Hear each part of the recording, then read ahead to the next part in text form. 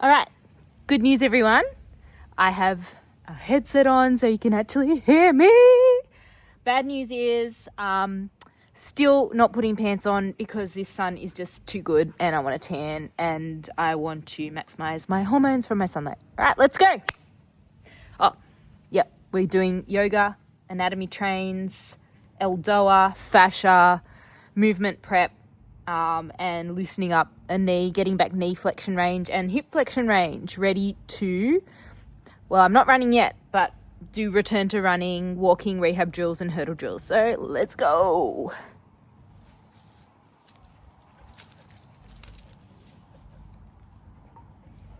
But first, hydration. All right. So we're going to start off with an eldoa. I told you bad news, no pants, but sorry. Look at this sun in winter. Like, we've had a week of rain. It's just glorious. All right, so I'm just moving side to side. All right, so what we're going to do is, first of all, an eldoa combined with breath work. So what I'm going to get you to do is breathe in and breathe out. And as you breathe out, I want you to make a shh sound. And what you'll find is, as you make the shh, your belly should go inwards and your transverse abdominis should activate. So breathe in, shh, abdominals come in. You know what, I might do a voiceover after because otherwise I'm not going to get my workout done. Maybe I'll make a tutorial on this actually, on what I'm doing afterwards. But you got one gem. So then once you've gotten your transverse abdominis in, you want to breathe into your hips, into your pelvic bowl and into your rib cage. If you can't do that, you might have a sticky rib cage. I'm going to make a whole series of videos on how to unstick your rib cage and get breath moving into your rib cage and be able to activate the abdominals better, be able to expand the pelvic floor so that you can actually activate your glutes. I'm going to do that too, so, but not today. So I will link those once I make them. Okay, so you want to get your feet even. We're going to internally rotate from the hips, okay? And we're going to tuck the pelvis under using the glutes and the abdominals. I like to inhale and bring the arms up and through and out. And if you have neural tension, you'll probably feel this in your hand or in your fingers.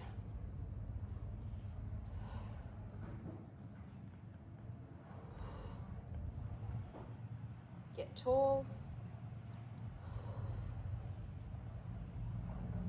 Lock the pelvis. So we're trying to really mobilize all of the ribs. So the pelvis is locked.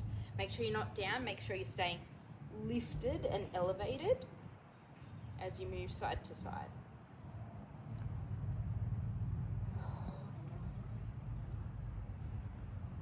And then you can teapot and stretch. Stay tall. Teapot and stretch.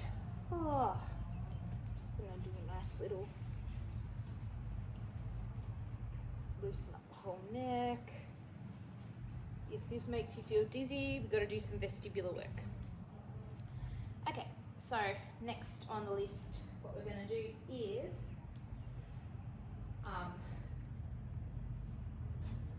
loosening.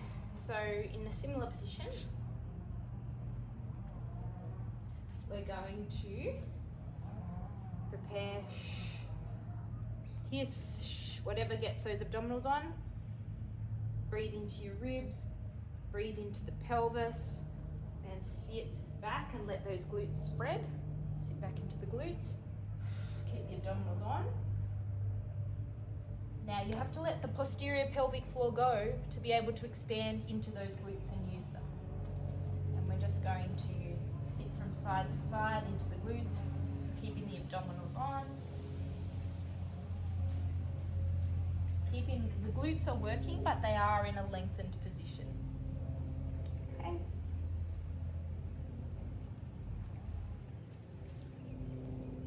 I'm a bit stiff, so I'm also going to do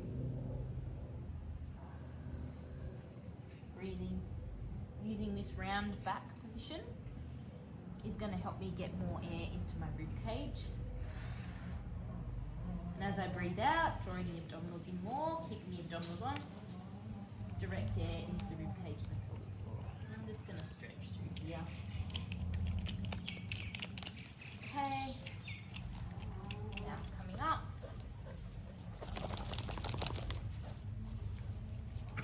Make sure that this is active. You're not sitting hyperextending your joints. Make sure your feet are active, your hamstrings are active, your glutes are active. If it's too hard, keep the fingertips on the ground.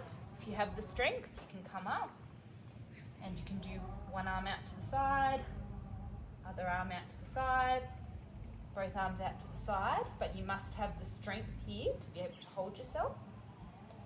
Again, holding the legs stable. You can either walk and rotate, walk and rotate, or if you have the strength, you can rotate like so. If that's too hard, you can start from higher up. Now, this is a fascial chain rotation movement. So what I want you to note is that the hip should then make the movement. So I'm not actively doing it. If you're doing it correctly, the hip should, and the whole chain should just go. Hip, whole chain should just go. So I see people doing rope flows and things like that with their arms. You're actually supposed to use your hip to drive it. What a lot of people get wrong is that they're just trying to do it with their arms and upper back, but your hips should drive these motions. So I'm going to give you all sorts of angles.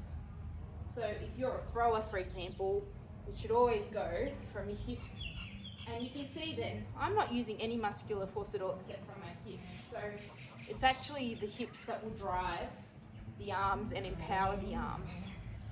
So you need the strong core that can transfer the weight, the strong hips, and that fascial connection through the whole chain to be able to optimally move and be a high elite performer.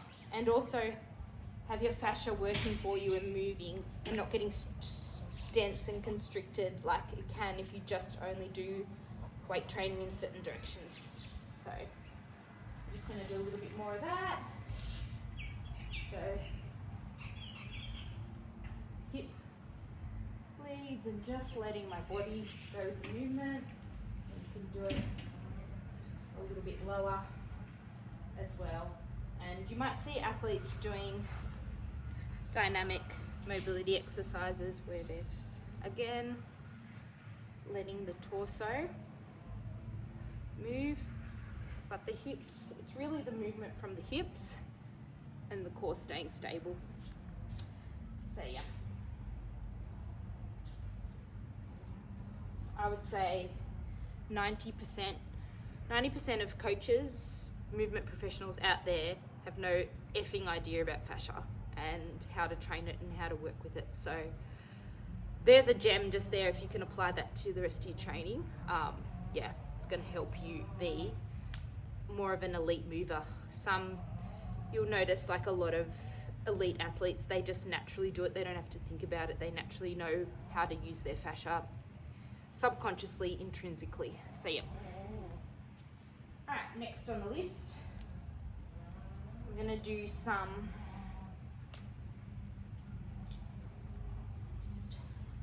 I need to sweep my plants. My beautiful plants are dropping lots of leaves.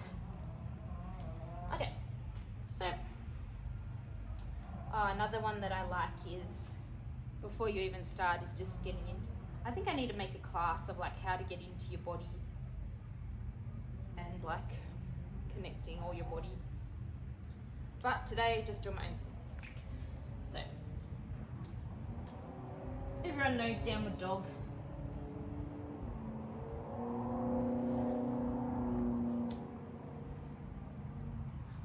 Coming through. What everyone doesn't know is to keep their core active and their glutes active in a lot of these movements. So I'm going to use a Pilates direction bias exercise that's suited to my direction bias. You need an assessment done to work that out.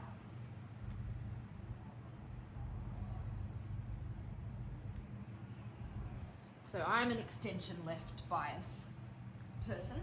That's where my nervous system feels most safe to perform. And that feels pretty good already, so that's enough for me. Now I've got to get that knee flexion range going. So as you can see, after the knee injury, an extended period in a brace and then autoimmune flare, my knee really stiffened up. So you can see naturally that's how much the left, but the right one is a little bit lagging. I've really worked on that. So what am I going to do? I'm going to do active assisted, so it's sort of joined to my other one, and I'm using the glutes. Now this shouldn't hurt, so if it's hurting, it means I need to release something around the front or use that hamstring a little bit more. So I have to just focus a little bit more while I do this. And I can feel it's a little bit sticky, so I'm going to do a little bit of fascia work around that hamstring to decompress the fascia while I'm using the hamstring.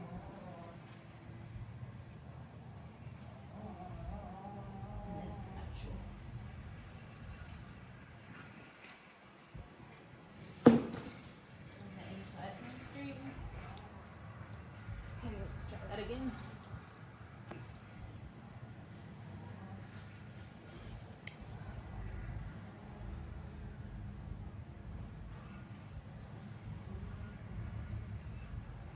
Getting there. It's a lot of effort to do this on the right and nothing at all on the left, so it's taking a lot of hamstring strength to pull into that inner range versus the left that's just going there, but it's going to get there.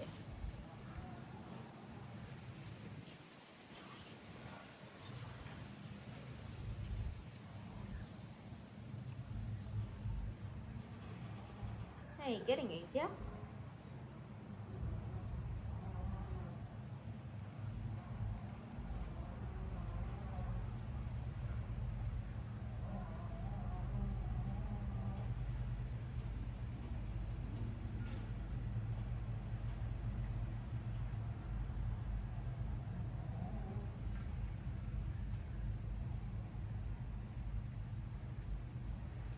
I'm just focusing in, where does it feel like it can't slide and glide through? Where does the hamstring feel like it's stuck?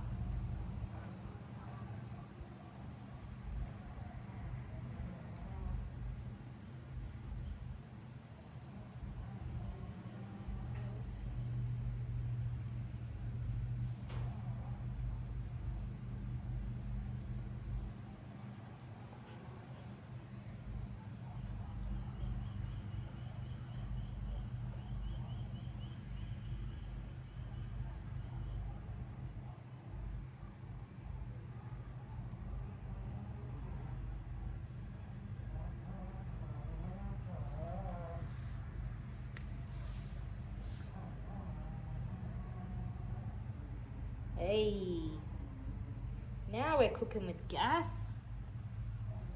I don't know if you can see how much easier that's activating after like releasing where it was a bit stuck and sticky, the fascia around the hamstring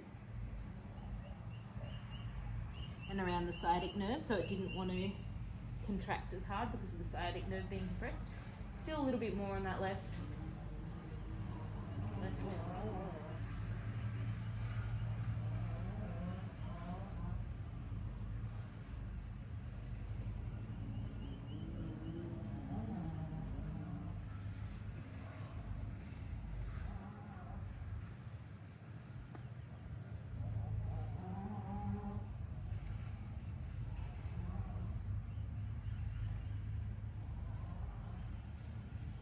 it'll get there. I just got to keep working at it daily, chipping away. Oh, come on.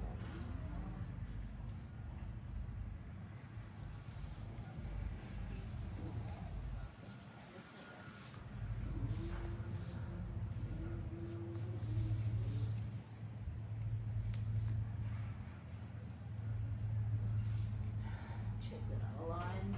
Yep.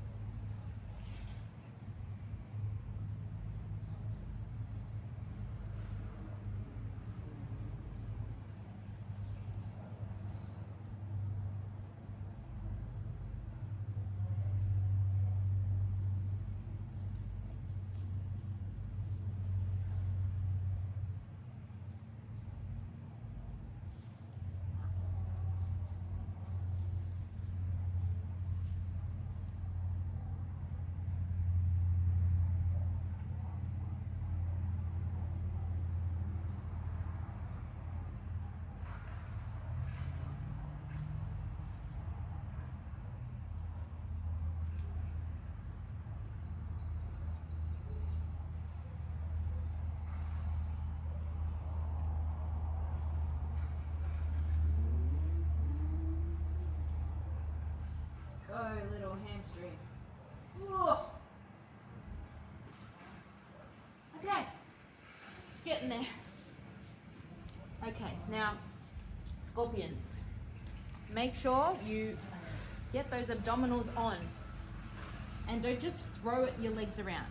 We want to activate the glute, abs on, activate the glute, lift, push through the heel, and then over. Lift, push through the heel, and then over.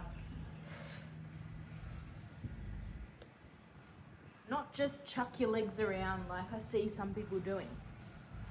Glute, push up through the heel and the glute. Glute, push up. Okay? Yes, important. Abdominals on. Using the glutes and back extensors to lift. You're going to stretch the whole front line.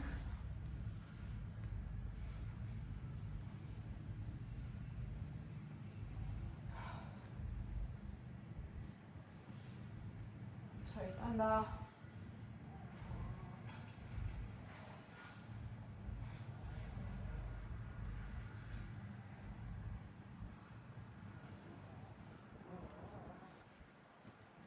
Okay. Feet together, trying to load into each leg evenly through all of the toes. Trying to reset my pelvis.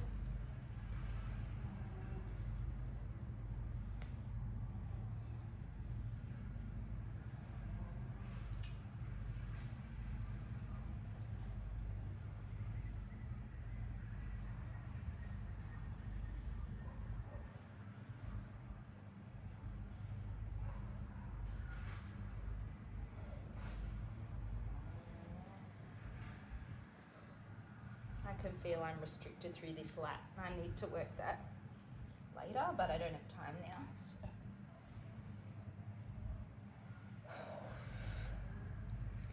As I breathe out, core more.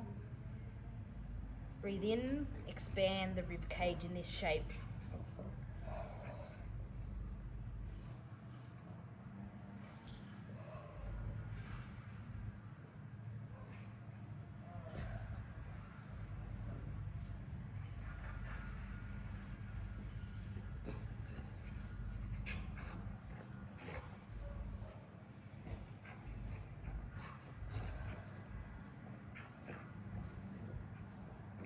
So I'm using that breath to expand that, and the position to expand that left rib cage where it's sticky.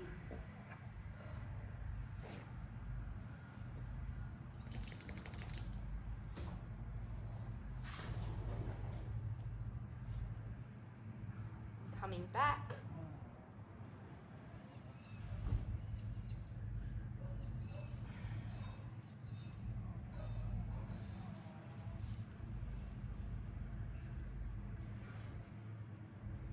this glute. I often have to keep resetting this pelvis, so that's something that I'm working on. And after I've reset the pelvis, I can use that glute to connect. Opposite glute, opposite lat, and glute work together via the thoracolumbar fascia. So, which is a diamond shaped connective tissue in the lower back. Okay. Just gonna have a drink because it is warm for winter.